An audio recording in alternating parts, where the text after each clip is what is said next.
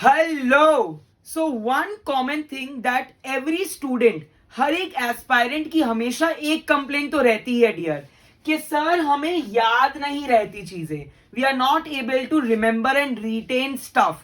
सो आज मैं आपको कुछ ऐसी tips and tricks I am going to share with you, with which you are able to remember things for a longer period of time in a better वे।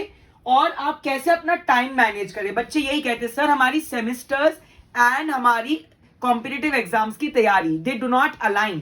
सो आप ऐसी क्या चीजें कर सकते हैं डियर जिससे आपकी तैयारी अच्छी हो जाए डियर।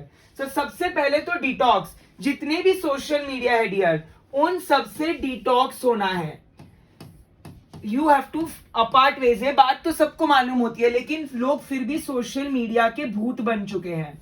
दूसरा परेटो रूल, मतलब कि कभी भी एक सब्जेक्ट नहीं पढ़ना है डियर। 60% एक सब्जेक्ट पढ़ो एंड 20% दो और सब्जेक्ट उसके साथ पढ़ो, मेजर अलॉन्ग विथ माइनर।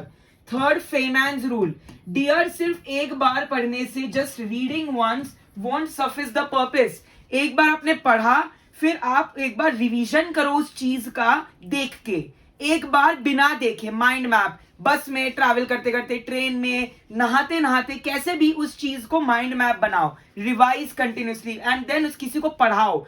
क्या पता उससे कोई चीज आती हो जो आपको ना आती हो। ये तीन चीज करने से detox from social media, Pareto rule, जितना हो सके उतना थोड़ी ज्यादा चीजों में अपना डिवाइड कीजिए टाइम।